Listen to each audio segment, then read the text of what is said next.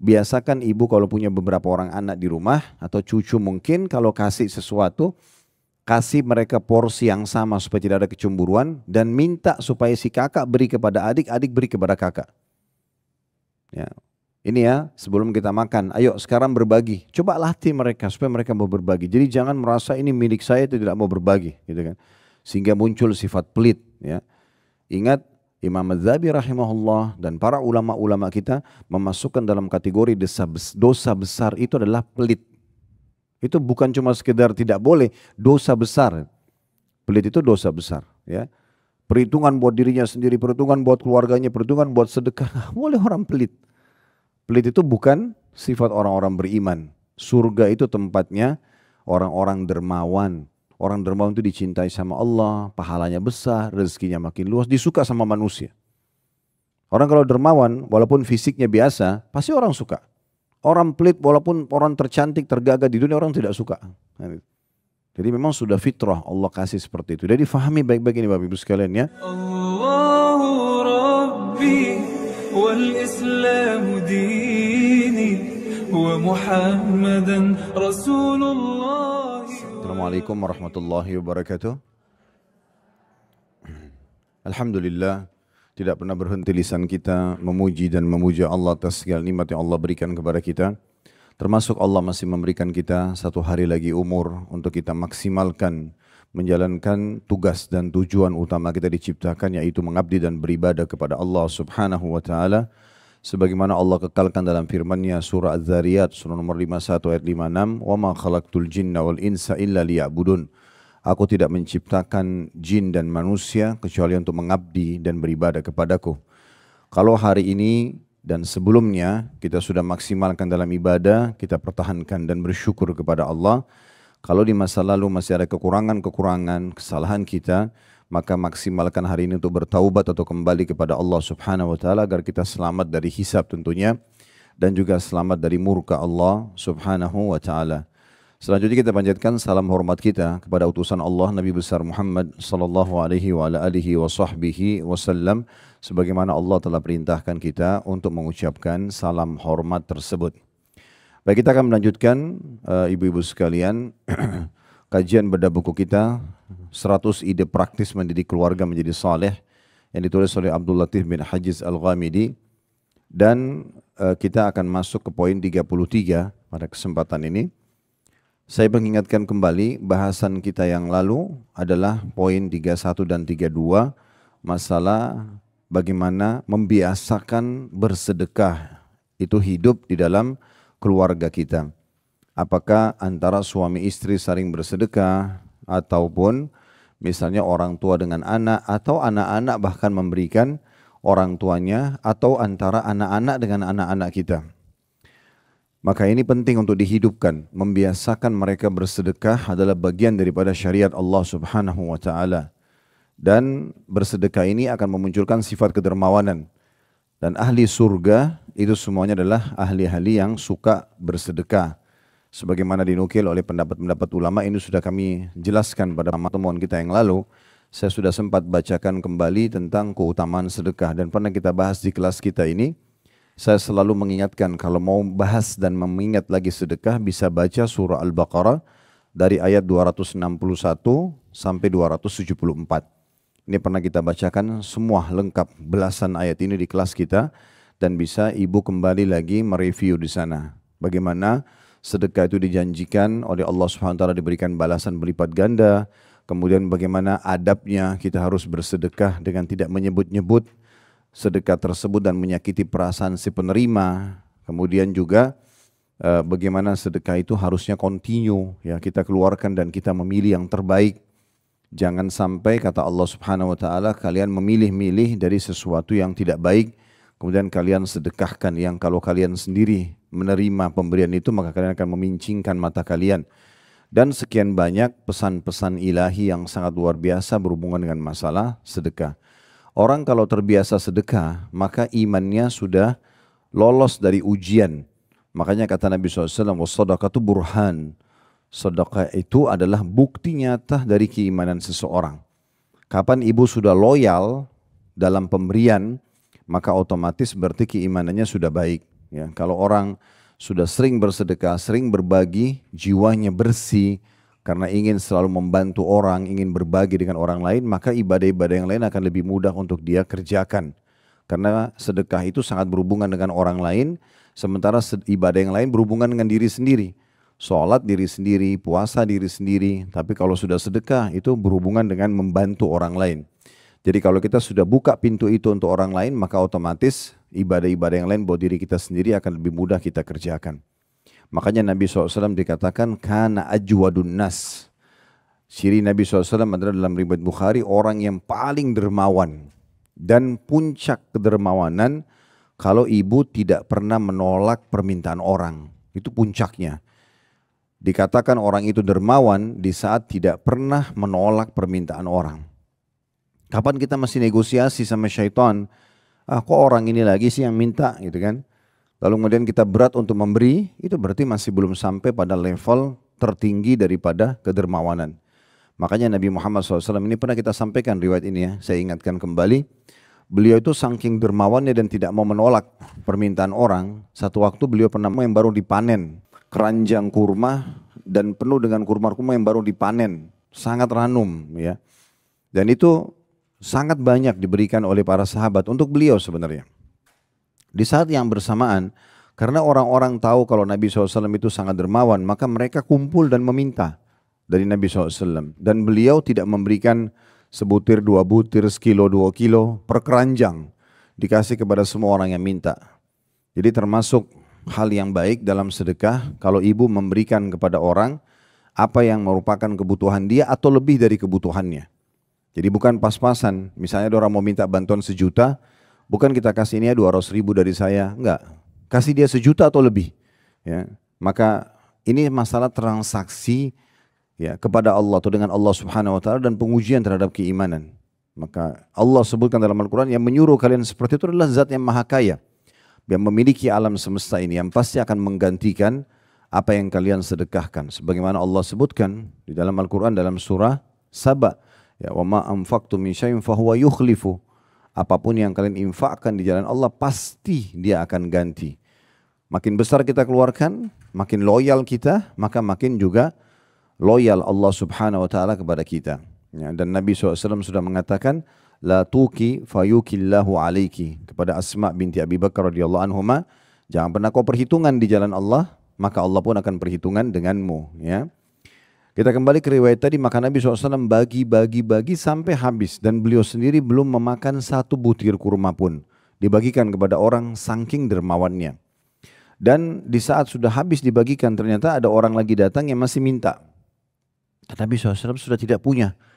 Maka beliau sempat raut wajahnya berubah seperti sedih gitu ya. Kok bisa ada orang yang minta belum bisa dikasih lagi. Itu luar biasa ya.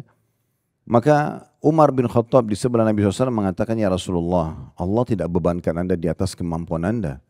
Artinya gak usah sedih, karena tadi Anda sudah bantu orang lain, sekarang ini yang datang udah gak ada kemampuan, mau diapakan lagi gitu.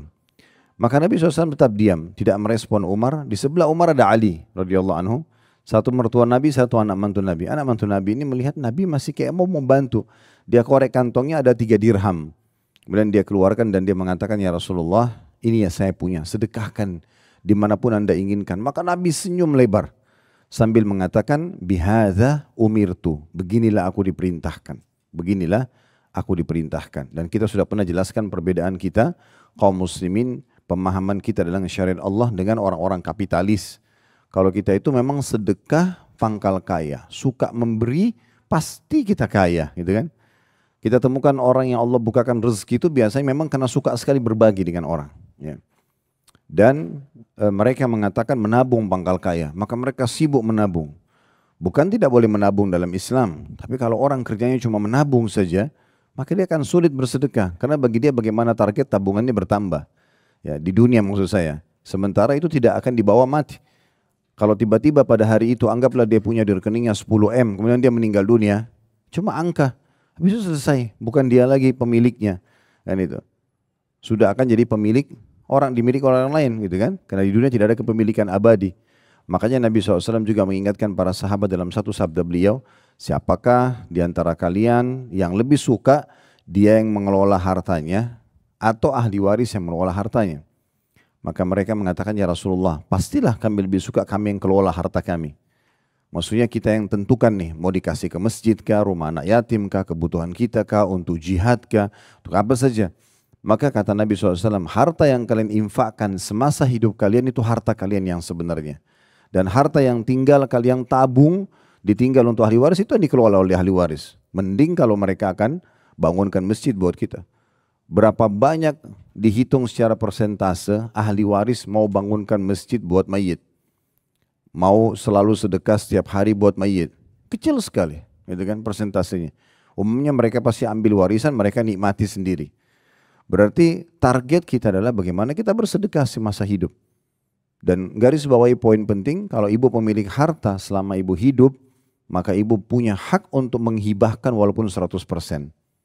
Misalnya kita punya harta 10M, semuanya saya mau infakkan buat wakaf di sini misalnya. Itu hak ibu. Tidak ada yang bisa melarang gitu ya. Karena itu adalah harta kita. Nanti kalau saya meninggal tidak ada warisannya, itu tidak ada masalah. Tidak ada kewajiban kita meninggalkan warisan. Warisan itu pilihan, ya. Tetapi kuasa Allah Subhanahu wa taala ini kalau kita kembali ke true story ya, ini sejarah yang real. Para sahabat Nabi, kalau Bapak Ibu baca, maaf saya juga singgung Bapak, mungkin ada online ya, dan teman-teman juga yang ngurus kamera di sini, maka kalau kita temukan atau kita telusuri sejarahnya Abu Bakar, Uthman bin Affan, Talha bin Ubaidillah, Abdurrahman bin Auf, sahabat-sahabat yang kaya. Waktu mereka meninggal itu mereka meninggalkan uang, mungkin kalau kita rupiah sekarang triliunan. Apakah uang-uang yang mereka tinggalkan itu hasil tabungan? Jawabannya bukan. Itu uang-uang datang beberapa hari sebelum mereka meninggal. Jadi kerjanya mereka itu bisnis dan sedekah, selalu begitu. Sedekah dihabisin isi gudangnya, besok datang lagi. Jadi ini memang butuh keyakinan ya. Butuh keyakinan. Ibu nggak usah khawatir, Bapak Ibu sekalian nggak usah khawatir dengan bersedekah, oh berarti harta saya kurang. Enggak. Jangan pakai kacamata orang-orang kapitalis. Uang saya 1 juta, saya sedekah 900.000 berarti saya 100.000. Itu nggak bisa dipakai. Kacamata seperti ini, hitungan begini tidak bisa dipakai dalam hukum syariat. Karena yang 900.000 ibu keluarkan itu investasi kepada Allah. Dan Allah mengatakan dalam surah Saba, pasti Allah akan gantikan, gitu kan selesai, clear. Ini memang pondasi agama kita keyakinan bu, ya. Kita harus betul di atas keyakinan, yakin benar apa yang Allah dan Rasulnya janjikan, maka kita mengikuti dan kita benarkan. Orang beriman dan amal soleh akan hidup bahagia di dunia, akan juga masuk surga di akhirat. Tidak ada keraguan, 0,5% pun tidak ada keraguan dalam masalah itu. Itu namanya keimanan. Sebagaimana orang-orang yang kufur, orang yang munafik, orang yang bakhil, itu akan sengsara dunia, sengsara akhirat. Itu tidak ada keraguan sama sekali. Sama sekali tidak ada keraguan. Mungkin ada yang mengatakan bagaimana kami memahami keadaan ini dengan keadaan Palestina. Saya kemarin ketemu, baru balik umrah, ada salah satu jemaah kami orang Palestina. Kebetulan dari Gaza lagi. Kemudian saya mengatakan, sebenarnya kalau kita melihat dengan kacamata iman, kami ini harusnya cemburu dengan keadaan kalian. Kaget dia. Saya bilang iya, karena Allah memilih kalian menjadi syuhada. Belum tentu kami bisa dapat itu. Keadaannya betul memang dibom, mati, hancur rumahnya. Dunia jadi kecil buat kalian sekarang. Kalau kami masih lihat dunia itu besar. Dengan hancurnya rumahnya, dengan meninggalnya kerabatnya, itu jadi kecil dunia bagi mereka. Dan sekarang mereka di sana itu kalau ditanya, apa harapan Anda? Bukan harapannya merdeka. Harapannya saya juga nyusul mati syahid kerabat saya gitu bahasanya. Mereka sudah tidak pikir lagi. Itu satu poin secara keimanan gak bisa didapat kecuali ujian seperti ini datang kan gitu. Jadi mungkin di mata sebagian orang, oh itu susah. Sebenarnya bukan. Memang orang kalau mau mati syahid ya begitu. Waktu perang Uhud, Bapak Ibu sekalian, sebelum perang Uhud, habis perang Badar, transisinya sekitar 1 tahun. Banyak sahabat yang tidak hadir di perang Badar. Dan mereka dengar ada 60 orang jadi mati syahid di Badar, ada malaikat yang datang membantu memerangi orang-orang kafir Quraisy. Sampai di perang Badar itu Nabi bilang kepada para sahabat, maukah kalian lihat perbedaan korban kalian dengan korban para malaikat? Yang kalian bunuh dengan yang malaikat bunuh. Para sahabat mengatakan, iya ya Rasulullah, kami mau tahu, tolong sampaikan. Maka kata Nabi SAW, yang kalian temukan di jenazah orang-orang kafir ini, tangan mereka, jari-jari mereka putus dan ada luka bakar, dan leher mereka juga ditebas ada luka bakar, itu korban para malaikat. Dan sekian banyak informasi yang terjadi luar biasa di perang Badar. Ini kalau saya sampaikan mungkin satu pertemuan khusus gitu ya. Tapi yang jelas kejadian itu membuat sebagian sahabat terbakar semangatnya. Mereka ingin sekali juga merasakan mati syahid, hadirnya malaikat di perang Uhud. Allah datangkan ujian. Di awal peperangan umat Islam menang, di pertengahannya mereka kalah. Karena ada 50 pemanah yang ada di atas bukit pemanah, itu 43 orang turun. Dan kemudian melanggar perintah Nabi SAW, lalu umat Islam kalah. Setelah selesai peperangan terbunuh 70 orang sahabat, Allah turunkan firman-Nya. Walaqad kuntum tamannawnal mauta min qabl faqad ra'aitumuh. Dulu sebelum perang Uhud ini kalian bilang, oh kami juga mau mati syahid, kami juga mau begini. Sekarang Allah mengatakan saya datangkan kesempatan itu. Hah, buktikan apa kalian mau mati syahid atau tidak. Ya namanya mati, ya harus kepalanya ditebas, badannya ditusuk, ya mati gitu kan. Ya harus begitu, tapi itu tidak berpengaruh pada si mayit ya. Ini kalau kami lagi bimbing umroh dan pas di lokasi Uhud, saya ceritakan poin ini. Bagaimana caranya supaya kita tidak takut untuk mati di jalan Allah, berkorban di jalan Allah, bersedekah di jalan Allah, apalah semuanya itu ya. Maka poinnya adalah kita harus paham kalau mati itu satu, prosesinya bisa berbeda, tapi mati satu saja. Orang mati ditabrak kereta api kepalanya hancur, orang yang meledak di atas pesawat, tidak ditemukan satu potong badannya pun, orang yang mati tenggelam di lautan, dicabit-cabit badannya oleh ikan atau hewan-hewan yang ada di laut, sama orang mati di atas ranjang, itu dalam pandangan Islam sama saja. Tidak ada urusannya kita dengan prosesnya. Semua cuma melalui satu, yaitu sakaratil maut, proses dicabutnya ruh. Dan cuma dua keadaan, orang beriman akan mudah ditarik dari tubuhnya. Kata Nabi SAW seperti air yang keluar dari mulut kendi, kalau orang kafir akan sulit keluar, berantakan di tubuhnya, ditarik dengan keras oleh malaikat maut. Ibaratnya kata Nabi SAW seperti bulu domba yang dibasahkan, dililitkan di pohon berduri, kemudian ditarik dengan keras sehingga berantakanlah bulu domba tersebut. Jadi cuma itu keadaannya. Pandangan kita sebagai orang Islam memang beda sekali dengan pandangan orang-orang non-Muslim ya.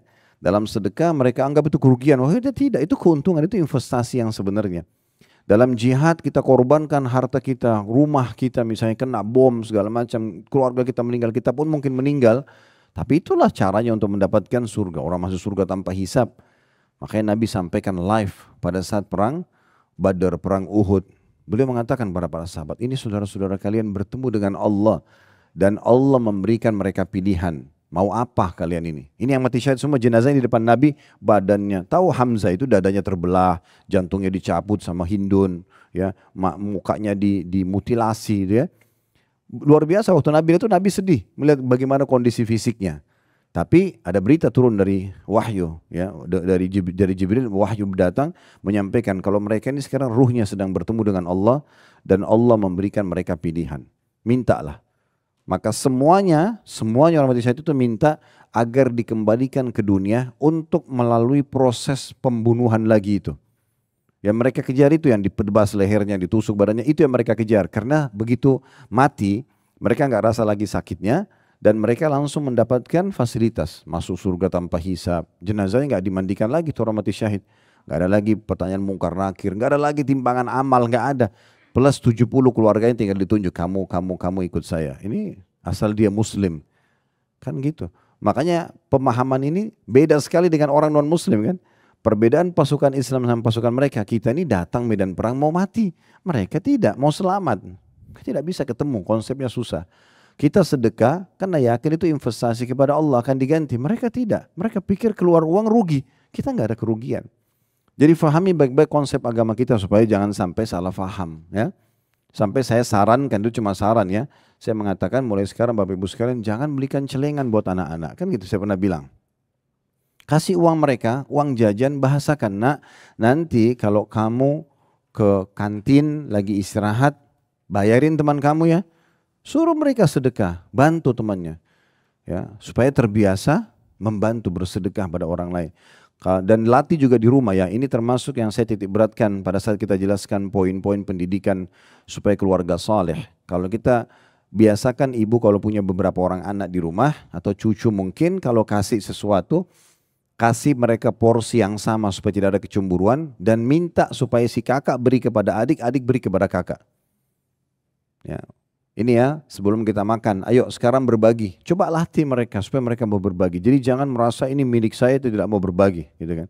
Sehingga muncul sifat pelit. Ya.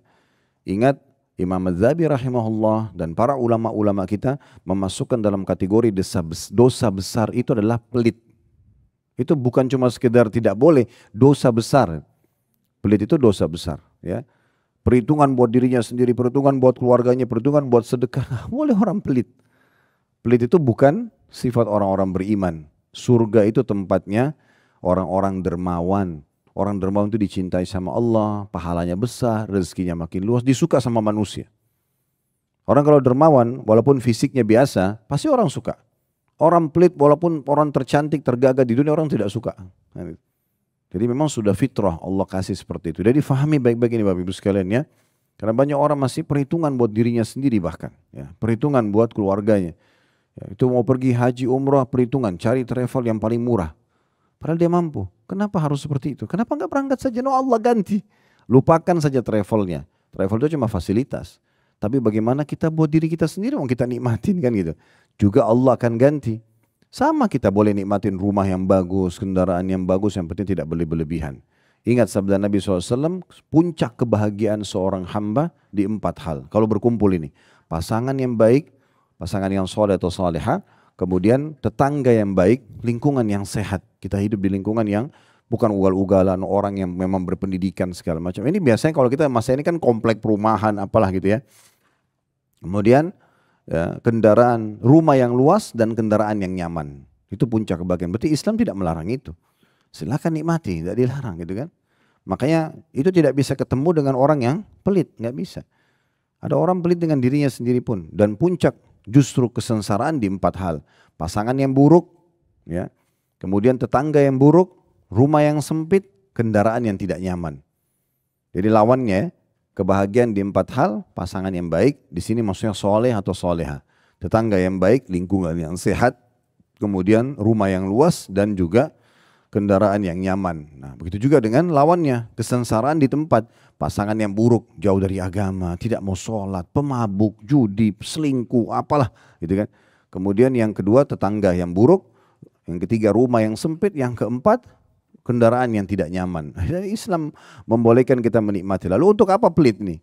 Jadi, untuk apa perhitungan gitu kan? Toh dengan kita keluarkan, kita akan mendapatkan gantinya dari Allah Subhanahu wa taala. Termasuk buat diri sendiri ya. Yang penting jangan mubadzir, jangan berlebihan. Makanya pernah ada sahabat datang mengatakan, ya Rasulullah, saya punya dirham, saya punya harta nih. Siapa yang pertama saya kasih? Kata Nabi, dirimu dulu. Pakai kebutuhanmu dulu. Kemudian siapa lagi ya Rasulullah? Anakmu. Siapa lagi ya Rasulullah? Istrimu. Siapa lagi ya Rasulullah? Pembantumu, sampai pembantunya disuruh kasih. Ada orang di antara kita subhanallah sejadah mukena aja gak pernah kasih pembantunya. Ya. Padahal kesempatan cari pahala. Ya. Dan kalau kasih orang gak usah setengah-setengah. Selalu yang bekas, sudah sobek. Ya daripada dibuang kasih orang. Nanti pahalanya juga daripada itu ya. Ya. Kasih yang baru kenapa? Apa salahnya kasih mukena yang baru, sejadah yang baru, Quran yang baru kan gitu. Itu sangat bagus. Bukan berarti tidak boleh memberi dengan yang bekas ya. Kalau kita memang sudah tidak pakai. Tetapi kalau kita niat ingin bersedekah, berikan yang terbaik. Nah ini semuanya gambarannya sudah pernah kita jelaskan. Cuma saya ingatkan kembali agar kita faham pondasi agama kita berbeda sekali dengan orang-orang non-muslim. Apalagi pemahaman kapitalis yang banyak tersebar di tengah-tengah kaum muslimin. Mereka mengajarkan pelit, perhitungan. Ya. Sehingga tidak ada sama sekali poin yang bisa disentuh dari sisi sedekah. Saya pernah duduk dengan seorang trainer nasional kita, kemudian ngobrol-ngobrol tentang masalah perkembangan perusahaan itu ya. Dia bilang ada satu poin Ustaz, dari sekian ratus perusahaan yang saya bantu untuk peningkatan omsetnya, kemudian peningkatan skill SDM-nya segala macam gitu. Dia bilang ada satu poin yang membuat saya bingung dan ternyata hampir semua trainer dunia itu juga bingung gitu kan. Ada dinamakan dengan perusahaan spiritual. Sebenarnya perusahaan spiritual ini itu bukan dia masjid atau apa gitu, bukan sebuah yayasan sosial yang akhirnya mereka tuh punya bisnis, bukan. Tapi perusahaan yang peduli dengan sedekah. Jadi beda. Di saat pandemi pun kemarin itu kebanyakan perusahaan yang bertahan justru yang suka bersedekah. Ada satu jemaah saya mengucapkan satu kata yang luar biasa setelah didengarkan banyak ceramah kami tentang sedekah. Dia mengatakan, Ustadz, saya benar-benar menemukan sedekah ini luar biasa. Saya makin menghadapi masalah, makin saya sedekah. Dapat solusinya. Lagi ada masalah, solusinya langsung sedekah. Karena memang Nabi SAW mengatakan dalam hadis riwayat Tirmidzi, bantulah semua urusan kalian dengan sedekah. Bantu dengan sedekah. Maksudnya mudahkan itu dengan cara memberikan sedekah kepada orang lain. Dalam riwayat lain, obati orang sakit kalian dengan sedekah. Sakit itu sedekah dulu, baru ke dokter. Gitu. Itu sangat luar biasa. Berarti kan kita betul-betul dilarang untuk tidak perhitungan. Keluarkan aja. Selama di jalan yang benar ya. Dan jangan berlebihan. Kita boleh nikmatin kendaraan yang bagus, rumah yang bagus, tapi tidak usah berlebihan. Punya 10 mobil untuk apa? Koleksi aja. Lebih baik koleksinya 2 mobil, 8 masjid. Kan gitu. Jadi banyak jadi amal soleh. Ya kan bisa begitu. Kan koleksi akhiratnya juga penting. Itu sedekah namanya. Jadi tidak boleh. Tetap kita nikmati mobil walaupun mahal, rumah, tidak ada masalah ya. Itu pernah kita buatin cuplikan waktu saya diundang ke Imarat kemarin di Abu Dhabi dan Dubai. Kebetulan yang punya rumah punya mobil Ferrari. Habis ceramah di situ, kemudian saya bilang sama kameramen, ini kita nunggu waktu dari Dubai ke Abu Dhabi, habis maghrib, habis asar masih ada waktu. Buat konten aja. Saya lihat mobil Ferrarinya, saya minta izin sama yang punya rumah orang kita, bisa nggak saya buat konten di sini? Boleh. Buat konten tentang bolehnya seorang muslim punya mobil yang bagus, punya rumah, punya harta, asal halal, jangan berlebihan saja. Boleh dinikmati, ya kan? Tapi kalau sudah punya 10, 7 mau untuk apa? Saya pernah masuk ke garasi satu orang penuh mobil banyak banget. Ini kalau dia punya 10 mobil, kalau mau dicoba satu, hari ke-11 baru kembali ke mobil pertama. Ya, terlalu lama. Ya. Kalau 2-3 nanti bosan jual ganti baru masih oke kan gitu. Tapi jangan berlebihan. Lebih baik jadikan masjid, rumah anak yatim, pesantren kan bisa. Karena harga mobil-mobil mahal ini kan bisa jadi satu masjid. Di beberapa daerah kita, kami beberapa daerah kami bangun masjid melalui donasi orang yang datang ke yayasan kami. Ustaz, kami bangun masjid Ustaz. Kami cari lokasi di Jawa Tengah, di Jawa Timur, dapat lokasi yang murah. Ya, akhirnya dapat bangun masjid dan itu nilainya bahkan mungkin karena satu mobil mahal ini bisa jadi 2 masjid kan. Bisa buat dia sama orang tuanya dan seterusnya. Nah itu gambaran tentang masalah sedekah. Di poin 31 dan poin 32 ini yang kita bahas yang lalu terakhir berhubungan dengan masalah itu. Bagaimana kita didik diri kita, didik keluarga kita terbiasa dermawan, berbagi. Didik mereka. Di poin 31 kata penulis di situ, melatih keluarga untuk bersedekah dan memberi di jalan Allah. Membantu kaum fakir miskin dari harta yang Allah berikan. Saat bapak melihat seorang miskin atau fakir, dia memberi seorang anaknya uang dan memintanya untuk memberikannya kepada si fakir dan miskin dan mengingatkannya agar berharap pahalanya dari Allah. Jadi kayak bapak ibu lihat di pinggir jalan ada orang miskin, kita mau sedekah sebenarnya, dan ada anak di mobil, kasih saja anak-anak nih, atau ada cucunya kasih ini, kasih anak itu. Jadi dia terbiasa memberi. Saya coba terapin poin seperti ini, akhirnya pada saat jalan lagi sama anak-anak keluar, mereka ingatin, itu tuh orang miskin, mereka tunjuk, mereka minta gitu kan. Demikian keluarga dilatih untuk cinta memberi, membantu dan bersedekah di jalan Allah. Yang laki-laki kepada laki-laki dan wanita kepada wanita.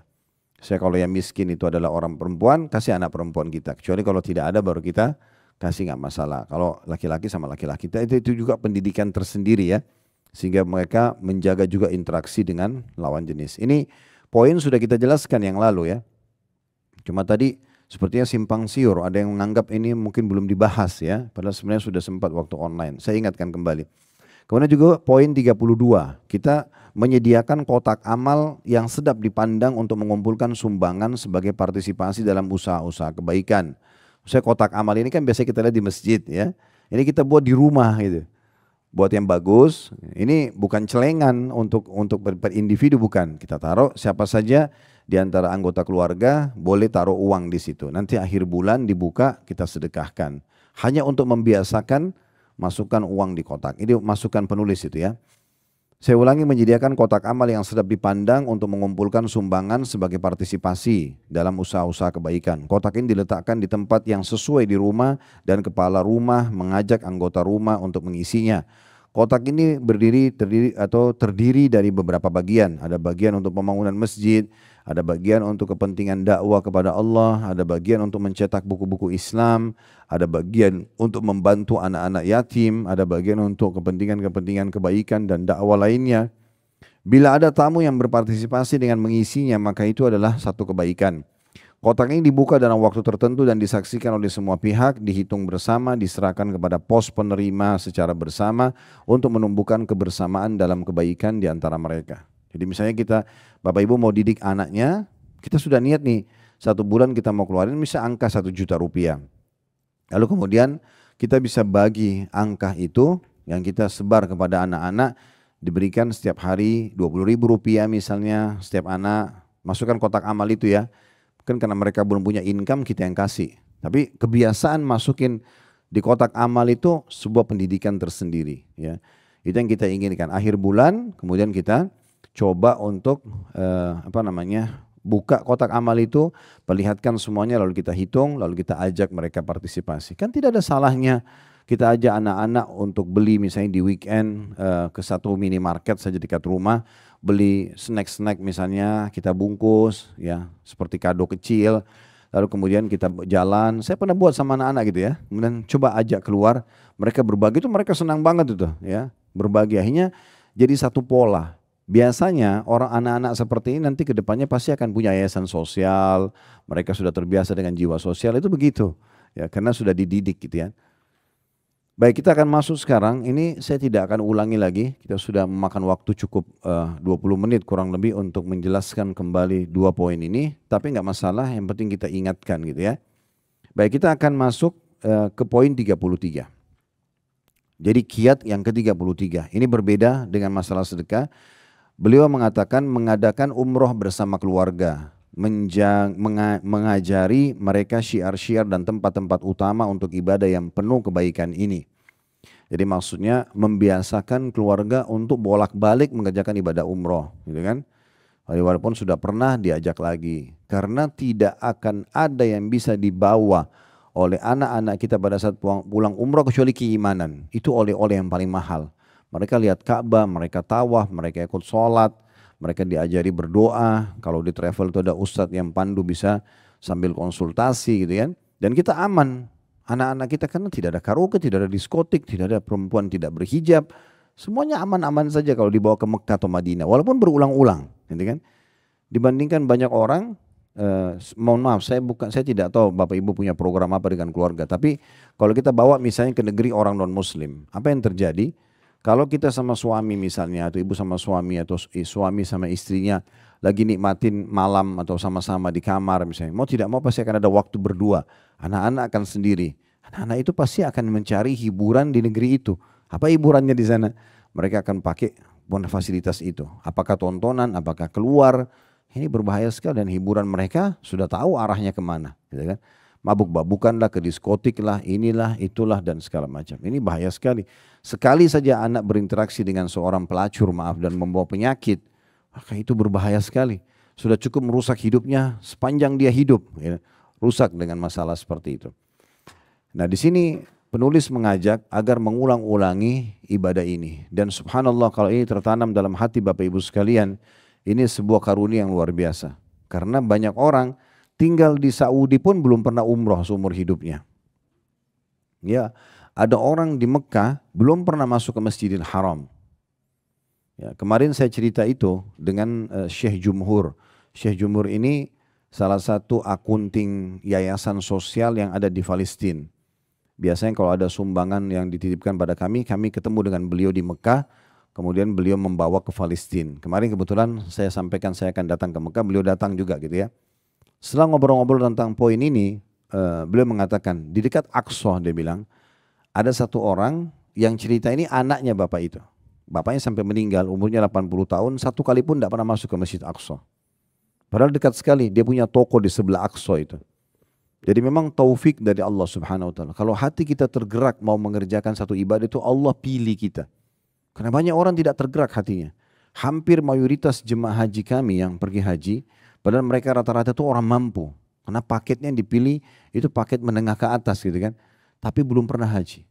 Ada yang bahkan sudah sampai ubanan gitu kan. Sudah putih semua rambutnya. Alhamdulillah dia masih pergi haji. Itu kewajiban. Tidak boleh ya Bapak Ibu punya kemampuan, harta, punya kekuatan fisik lalu nunda haji. Nggak boleh, bisa dosa. Di tahun itu berangkat. Apalagi sekarang fasilitasnya banyak sekali kan gitu. Ada orang yang mau berangkat langsung seperti visa furoda misalnya, dia bisa langsung berangkat, memang lebih mahal. Toh Allah akan ganti kan itu. Jadi jangan ditunda-tunda karena kewajiban yang pertama itu. Di sini diangkat riwayat oleh beliau di halaman 43.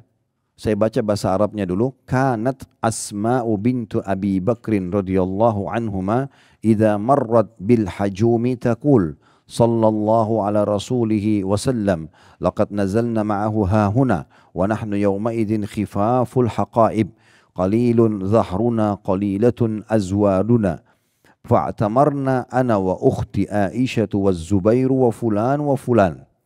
Bila Asma binti Abi Bakar radhiyallahu anhuma, Asma istrinya Zubair, ya ini termasuk ipar Nabi SAW, karena Asma sama Aisyah saudara. Asma binti Abi Bakar mengatakan pada saat melewati Al-Hajun, ya ini sebuah wilayah di Mekah, dia mengatakan semoga salawat dan salam dari Allah kepada Rasulnya. Beliau kayak seakan-akan berterima kasih pada Nabi. Beliau mengatakan kami pernah singgah di sini bersama beliau. Saat itu kantong-kantong barang bawaan kami masih ringan. Kami nggak punya banyak harta. Hewan tunggangan kami masih sedikit. Bekal kami juga sedikit. Tapi aku dan saudariku Aisyah juga Az-Zubair, suaminya dia, suaminya Asma. Dan fulan juga fulan menunaikan ibadah umroh. Ya. Hadits ini disebutkan oleh Imam Muslim. Ada pun di bawah Sahih Muslim jadi 2 halaman 741. Riwayat ini menjelaskan kepada kita walaupun cuma sebuah riwayat yang diangkat oleh beliau. Riwayat menjelaskan bagaimana Nabi SAW memotivasi umatnya untuk mengerjakan ibadah umrah walaupun dia tidak mampu. Asal masih cukup untuk perjalanan lakukan. Ada satu jemaah haji kami, ini cerita sama saya langsung habis sarapan pagi. Kemudian ngobrol, waktu itu kami pakai visa furoda mungkin sekitar 3 tahun 4 tahun. Pas habis pandemi pertama kali haji waktu itu. Kemudian dia ngobrol habis sarapan sama saya, Ustadz saya mau cerita pengalaman. Saya bilang silakan. Beliau jadi importir kain sekarang ya, termasuk besar di Indonesia. Dia bilang saya mau cerita Ustadz tentang masalah biaya keberangkatan kita. Keberangkatan visa furoda itu di atas 400 juta, 450 juta ke atas gitu. Maka dia bilang saya ini dulu Ustadz, sekitar mungkin 2-3 tahun yang lalu orang tidak mampu. Saya nggak bisa, bayar gini itu menghayal. Tapi saya pernah pegang uang, biaya itu cukup antara umroh atau mulai usaha. 30-40 juta. Bilang saya pilih antara ini atau ini. Tapi saya dengar ceramah Ustadz tentang masalah kalau ada uang begini, dahulukan umroh. Nanti di sana berdoa sama Allah, lagi tawaf, lagi minum zam-zam, lagi di makam Ibrahim, tempat-tempat mustajab doa banyak. Minta agar Allah bukakan rezeki. Maka saya ambil kesimpulan sama istri saya, umroh saja. Pulang umroh Ustadz, Allah bukain pintu rezeki. Sekarang pendapatan saya dia bilang harian biaya furoda ini. Dia bilang sama saya, harian 450 juta, 500 juta masuk tiap hari. Jadi ini cuma umroh haji ini sekarang itu hanya pendapatan harian dia. 1 bulan 12 M lebih. Itu dia bilang pendapatan saya hanya karena mendahulukan umroh itu. Makanya betul sekali sabda Nabi SAW, ya, rutinkan haji dan umroh. Nabi bilang gitu ya, tabi'u. Rutin kerjain dari umroh ke umroh, umroh ke haji, haji ke umroh, umroh ke umroh. Pokoknya rutinkan karena keduanya umroh dan haji akan mengikis habis semua kefakiran, kesusahan hidup, ya, kemiskinan dan juga dosa-dosa sebagaimana pandai besi, buapan besi, ya, membersihkan karat dari besi, perak dan emas. Kita bisa bayangkan ini besi yang berkarat biasanya kan kalau dibersihin pakai api tuh. Dikikis sampai mengkilat lagi. Seperti itu umroh dan haji menghilangkan kemiskinan. Dan juga menghilangkan dosa. Bersih 2 hal. Ini yang paling masalah dalam hidup ini kan. Orang susah hidupnya secara duniawi dan dosanya banyak. Jadi hanya sumpek. Dua-duanya dikikis dengan umroh sama haji. Toh juga kita terhibur. Masuk hotel bintang 5. Fasilitas bus bisa. Mau privat pribadi pakai GMC bisa. Apa masalahnya gak pergi nih gitu ya. Kalau perlu selalu absen kepada Allah gitu ya. Di mana ada kesempatan berangkat aja langsung. Oh punya mampu, kenapa harus perhitungan gitu. Kalau mau ikuti kesibukan dunia gak bakal selesai. Kalau gak luangin waktu gak bakal selesai gitu kan. Kita akan terus dengan rutinitas kita. Nanti kalau sudah meninggal baru nyesal, coba ya saya dulu. Tapi gak ada manfaatnya. Coba saya sedekah, coba saya haji umroh, coba saya intent itu. Udah gak ada lagi manfaatnya. Jadi ini diantaranya ya. Dan saya akan bacakan poin 34 karena ini berhubungan. Yang satunya poin 33 umroh, 34-nya haji. Ya. Saya bacakan dulu kemudian kita tambah lagi syarah atau penjelasannya. Di poin 34-nya, mendidik keluarga jadi keluarga saleh. Selain membiasakan umroh 33, 34-nya menunaikan ibadah haji bersama rombongan atau kumpulan orang-orang baik dan mulia yang dikenal dengan kehidupan yang istiqomah dalam agama.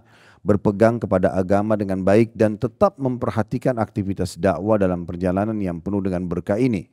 Diriwayatkan dari Ibnu Abbas radhiyallahu anhu dari Nabi sallallahu alaihi wasallam annahu sallallahu alaihi wasallam laqiya rakban birrauha faqala manil qaum qalu al muslimun faqalu man anta qala Rasulullah فرفعت إليهم امرأة صبيا فقالت ألهذا حج قال نعم ولك أجر. Bahwa Nabi SAW berpapasan dengan sebuah rombongan di Rauha. Rauha ini sebuah wilayah sebelum masuk kota Mekah. Beliau bertanya, siapa kalian? Jadi satu kaum, satu suku datang rame-rame lewat mau masuk ke Mekah untuk haji. Nabi SAW tanya, siapa kalian? Mereka menjawab, kami muslimin. Lalu mereka bertanya, dan engkau siapa? Karena mereka tidak tahu, belum pernah lihat Nabi secara wajah. Mereka beriman saja. Baru pertama kali ketemu Nabi waktu itu. Maka Nabi mengatakan Rasulullah, utusan Allah. Lalu seorang ibu atau seorang wanita mengangkat anaknya yang masih kecil. Ya, ini berarti belum balik, masih kecil, masih bisa digendong oleh ibunya ya. Sambil bertanya kepada Nabi SAW sambil gendong anak itu, apakah anak ini juga mendapatkan haji? Boleh saya ajak haji nih? Kata Nabi SAW, iya, dan pahalanya kamu yang dapatkan. Kamu mendapatkan pahalanya. Kalau riwayat seperti ini ada dalam Sahih Muslim, lalu apa yang membuat ragu lagi bawa anak-anak kecuali peraturan atau regulasi pemerintah itu lain ya. Kalau sekarang memang kalau tidak salah ada peraturan baru itu belum bisa dibawa kalau belum balik ya. Kalau tidak salah ada peraturan baru, nanti coba dipastikan lagi. Tapi yang lalu-lalu tidak ada masalah. Nanti Ustaz susah ngurusnya, nggak ada yang susah diurus, apa yang susah gitu. Ya. Artinya ibu pun kalau nyusui, yang nyusui di Indonesia nyusui di sana sama aja, nggak ada bedanya gitu. Ya, di hotel juga misalnya atau di tenda juga sama aja, apalagi kan tendanya dipisah perempuan sama laki-laki. Biasanya alasan itu kayaknya nggak nyambung gitu ya. Dan begini teman-teman sekalian, jangan belum memulai sesuatu sudah ditanamkan banyak persepsi negatif. Nanti padat, nanti susah, nanti panas, susah, belum mulai. Gitu. Gimana caranya? Sama dengan sholat malam. Kalau saya bangun ngantuk nggak ya? Nanti saya pusing nggak ya? Nanti gini ya nggak besok. Jadi banyak negatif duluan. Bangun aja dulu. Sholat, ngantuk tidur nggak apa-apa. Nanti kalau habis sholat tidur, kan gitu bisa saja. Atau baca inna atayna wal asr, tidak apa-apa. Yang penting sholat dulu kan gitu. Masalahnya belum mulai sudah persepsi negatif semua jadi susah. Mirip kalau orang mau buka usaha, kalau saya buka usaha untung nggak ya? Bisa nggak ya? Ya nggak buka-buka nanti. Jalan aja dulu. Nanti tiba masa, tiba akal ada masalah, pecahkan pada saat itu. Tapi kan sudah memulainya ya. Orang kalau memulai itu berbeda gitu kan. Berbeda. Jadi seperti itu kurang lebih dalam masalah ibadah. Jadi nggak usah negatif. Saya pada saat mau turun menata jemaah untuk tawaf, saya bahasakan salah satu yang saya tekankan, kami instruksikan karena pakai reserver saya, mereka bisa dengar suara saya semua, walaupun ratusan orang, kami pakai alat itu semua jemaah bisa dengar. Bapak Ibu sekalian ikhlaskan niat. Ini biasanya jemaah memang masuk kamar hotel, karena kami kasih kesempatan uduk sebelum tawaf, mereka putar TV nonton dulu, rame nggak tawafnya. Ya kalau mau tunggu tempat tawaf sunyi nggak bakal terjadi sampai hari kiamat gitu. Iya kan? Tapi itu membuat persepsi negatif, wah bisa nggak ya? Jangan nyalain TV ya. Saya bilang gitu, jemaah jangan nyalain TV, jangan nonton itu. Tidak apa-apa, jangan khawatir. Kami pernah masuk di Ramadan, 10 terakhir Ramadan, penuh sekali tempat tawaf. Tapi kan tempat tawaf itu bukan orang stek di tempatnya, mereka bergerak kan. Udah Bapak Ibu ikhlaskan niat, nikmati setiap langkahnya, fokus dalam doa dan zikirnya. Ayo bismillah, kita masuk Masya Allah lancar. Selesai juga bersama-sama dengan orang gitu kan. Mau padat mau sedikit tetap aja sama. Ya, kalau kita mau tunggu tawaf kosong buat kita nggak bakal terjadi. Kecuali Bapak Ibu jadi ratu, jadi raja, ya dijaga sama pengawal mungkin. Tawafnya bisa sebentar 10 menit selesai gitu. Tapi kalau kita nggak jadi raja gimana caranya mau nunggu kosong. Saya pernah gitu bercanda sama seorang teman saya di Madinah. Ramadan saya pas umroh sama ayah saya selesai. Habis saya telepon dia ngomong-ngomong apa kabar baik itu. Terus saya tanya, sudah umroh Ramadan? Dia bilang belum karena Makkah zahmah, bahasa Arab. Maksudnya Makkah itu padat sekali. Saya bilang sama dia, kamu mau tunggu Makkah kosong buat kamu? Nggak bakal bisa. Orang semua kejar keutamaan umrah Ramadan, haji, pahala sama dengan haji sama-sama Nabi. Ya bersaing lah di situ gitu kan. Itu nggak bisa. Mau sholat di masjid tapi yang kosong. Susah orang semua mau cari keutamaannya. Kan nggak mungkin gitu ya. Jadi berbaurlah dengan muslimin. Itu kurang lebih gambaran tentang masalah bagaimana mengobati keraguan-keraguan kita. Jadi jangan mulai dengan persepsi negatif. Mulai saja. Ya, seorang pepatah bahasa Arab mengatakan taharrak fa inna fi harakati barakah. Bergerak dan mulai dulu, nanti baru datang keberkahan, gitu kan? Kalau kita selalu persepsi negatif, tidak memulai-mulainya, maka pasti akan negatif semua persepsi kita. Kalau kita bicara tentang keutamaan umroh haji banyak sekali, ya, banyak sekali dan ini sering kami sampaikan dalam manasik tentang masalah itu. Tapi banyak hadis-hadis mulia, diantaranya sabda Nabi SAW waktu ditanya oleh seorang kaum Ansar di musim haji, ya Rasulullah, apa yang saya dapatkan kalau seandainya saya melaksanakan ibadah haji ini, gitu kan? Tadinya dia mengatakan ya Rasulullah saya datang mau bertanya. Nabi bilang saya yang jelaskan kepada kamu pertanyaanmu atau kamu yang sampaikan. Sebagai mujizat Nabi bisa sampaikan pertanyaan sebelum dia bertanya. Maka dia mengatakan, Rasulullah tolong jelaskan kepada saya. Kata Nabi SAW, kamu kan datang untuk bertanya. Semenjak keluar dari rumahmu menuju ke Baitullah di Mekah, kau dapat apa? Kemudian kamu tawaf dapat apa? Kemudian kamu juga sholat di belakang makam Ibrahim, kamu dapat apa? Kemudian kamu sa'i antara Safa dan Marwah, kamu dapat apa? Kemudian juga ukuf di Arafahmu, kamu dapat apa? Kemudian juga pada saat kamu kurban, ya, karena ada motong hewan di haji tamattu, kamu dapat apa? Dan juga jumroh kamu dapat apa? Serta tahallul kamu, cukur rambut, kamu dapat apa? Orang itu mengatakan, ya Rasulullah, demi Allah itu yang saya mau tanya. Orang ini belum tanya, Nabi sudah tahu gitu. Maka Nabi bilang, keluar kamu dari rumahmu, itu tidak ada satu langkah yang kamu angkat dan kamu letakkan. Kecuali dengan langkahmu itu Allah catatkan satu pahala, Allah hapuskan satu dosa, Allah angkat satu derajat. Ibu pergi ke satu travel mau daftar, melangkah itu sudah mulai dihitung. Satu langkah pahala, satu langkah penghapusan dosa, satunya lagi diangkat derajat. Jadi 3 hal ini bersatu dalam langkah-langkah kita. Ampuni dosa satu, dicatat satu pahala, diangkat satu derajat, satu kaki yang sebenarnya juga sama. Begitu terus, berapa langkah ini? Kalau naik motor, naik mobil, roda mobil, naik pesawat, baling-baling pesawat. Bagaimana hitungannya biarin saja, Allah yang hitung, bukan tugas kita. Ya. Tugas kita cuma meyakini masalah janji tersebut. Ini luar biasa setiap langkah. Jadi mulai manasik, pergi bandara, terbang, take off, ya, naik bus, menuju ke hotel, sampai kita selesai umroh dan pulang lagi semua pahala. Kemudian tawaf, engkau tawaf dalam kondisi tidak ada lagi dosa-dosamu. Digugurkan dosa dengan tawaf. Sholat di belakang makam Ibrahim yang kamu kerjakan 2 rakaat ini kurang dari 3 menit atau 5 menit. Rakaat pertama Al-Fatihah sama Al-Kafirun, rakaat kedua Al-Fatihah sama Al-Ikhlas, ya. Itu sama pahala yang bebasin 1 budak dari anak Ismail. Ya. Kalau kita mau supaya faham budak ini di masa sekarang tidak ada. Kalau kita bebasin budak, apapun amal yang dikerjakan oleh budak itu kita akan panen pahalanya karena kita bebasin dari keterbudakan. Mirip Bilal dibebaskan oleh Abu Bakar. Karena Abu Bakar yang nebus kepada Umayyah bin Khalaf, dia beli. Semua amalnya Bilal Abu Bakar panen. Nah, gitu. Nah kita sholat 2 rakaat itu dapat pahala seperti bebasin 1 budak dari anak Ismail. Lalu kata Nabi SAW, engkau sa'i antara Safa dan Marwah 7 kali kan. Safa ke Marwah 1, Marwah ke Safa 2, 7 kali. Dimulai dari Safa diakhiri dengan Marwah. Ini kata Nabi SAW sama dengan engkau bebasin 70 budak. Artinya Safa ke Marwah 10 budak, Marwah ke Safa 10 budak, terus begitu 7 kali berarti 70 budak kita bebasin.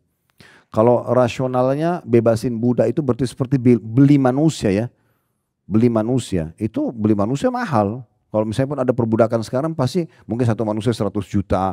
Mahal untuk bebasin mereka gitu kan. Di masa dulu juga sudah mahal. Tapi kita bisa dapat pahala itu walaupun tidak ada pembebasan budak di masa sekarang. Kemudian kata Nabi SAW, sementara wukufmu di Arafah, maka Allah Azza wa Jal turun ke langit bumi dengan kemahakuasaannya dan kemahaagungannya, lalu berkata kepada para malaikat, lihatlah hamba-hambaku itu, mereka datang ke sini dalam kondisi berdebu, mengharapkan rahmatku. Maka kalian semua hai malaikatku, miliaran malaikat Allah suruh menjadikan saksi kalau dosa-dosa mereka sebanyak butiran pasir, tetesan hujan, ataupun buih di lautan, aku maafkan.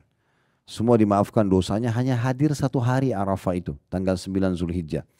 Kemudian Allah berfirman kepada para hamba-hamba yang hadir di Arafah, bubarlah kalian dalam kondisi dosa-dosa kalian sudah dimaafkan. Sementara kurban kalian disimpan pahalanya di sisi Tuhan kalian. Dalam riwayat yang dikatakan sejalan dengan firman Allah Subhanahu wa taala, fala ta'lamu nafsum ma ukhfiya min qurrati a'yun jazaa'an bima kanu ya'malun. Banyak jiwa nanti di surga yang tidak sangka mereka akan diberikan balasan yang memuaskan jiwa mereka. Di antaranya salah satunya adalah karena kurban yang mereka lakukan di musim haji itu. Mereka akan diberikan fasilitas tambahan justru karena amal tersebut. Sementara engkau menyukur rambutmu, maka ketahuilah dua riwayat. Riwayat yang pertama mengatakan setiap helai rambut dicatatkan satu pahala dan dihapuskan satu dosa setiap helai rambutnya. Kemudian ya di riwayat lain menyebutkan itu akan menjadi cahaya untuknya pada hari kiamat. Jadi sekian banyak keutamaan yang luar biasa yang kalau kita mau hitung dengan uang yang kita keluarin dapat fasilitas bintang 5, makannya 3 hari sehari, Pak, tendanya pun AC, terus dapat pengampunan dosa. Dan kata Nabi SAW, wal hajjatul mabrur laysa lahu jaza' illal jannah. Dan haji yang mabrur ikutin syarat dan rukunnya tidak ada balasannya kecuali surga. Lalu apa lagi yang membuat ragu ini? Oh usaha saya lagi kembangin, oh kesibukan. Ini nanti akan menyesal hari kiamat ya. Jadi jangan ditunda-tunda di masa itu. Dan para ulama dulu menjadikan umroh dan haji itu adalah ajang mereka bertemu seperti orang yang sedang absen kepada Allah Subhanahu wa ta'ala. Mereka harus selalu hadir di situ. Makanya kalau tidak salah seorang tabi'in bernama Salamah bin Dinar pernah menasihatin murid-muridnya sambil mengatakan, bagaimana cara menjadi orang yang paling bahagia? Dia mengatakan jangan pernah ada satu perintah Allah yang sedang datang waktunya dan tempatnya kecuali kamu ada di situ dan nomor satu hadir. Panggilan azan sudah ada duluan di situ ya. Walaupun kita sholat di rumah kalau ibu misalnya, tapi azan sudah sholat duluan. Sehingga Allah melihat kita orang yang pertama ada di situ. Panggilan haji kita sudah ada duluan. Kesempatan umrah juga begitu. Kesempatan sedekah begitu. Apa saja peluang bakti sama orang tua kita yang paling pertama dibandingkan saudara kita semuanya. Nah seperti itu orang yang paling dicintai oleh Allah Subhanahu wa ta'ala. Dan sekian banyak ya keutamaan-keutamaan. Berhubungan dengan masalah infak yang Bapak Ibu keluarkan dalam haji dan umrah itu disebutkan dalam sebuah riwayat yang sahih juga. Nabi SAW bersabda kepada Aisyah, sesungguhnya besarnya kadar pahala yang kau dapatkan sesuai dengan besarnya pengorbanan fisik ya, keletihan yang kau keluarkan dan harta yang kamu keluarkan. Jadi akan beda pahalanya orang mengeluarkan biaya sekian untuk umroh hajinya dengan orang keluarkan lebih sedikit. Itu beda pahalanya. Allah menilai juga pengorbanan tersebut ya.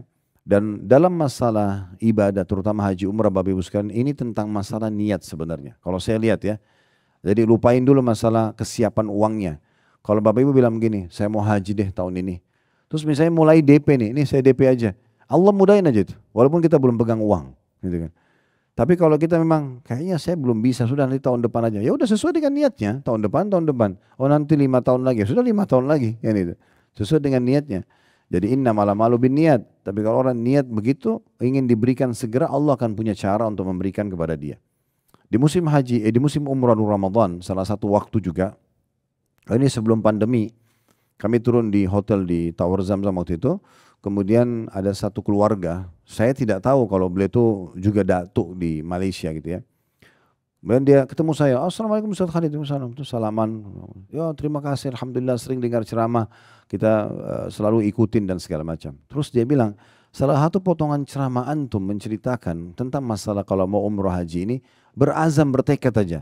Coba bayar aja dulu berapa mampunya, selebihnya tawakal kepada Allah. Nanti Allah mudahkan. Dan itu terjadi pada saya. Dia tunjuk istri sama anaknya. Ini semua ini saya tidak punya uang untuk bayar mereka kemarin untuk umrah ini. Kesiapan dana cash tidak ada. Tapi begitu saya berazam coba kasih, Allah kayak kasih jalan.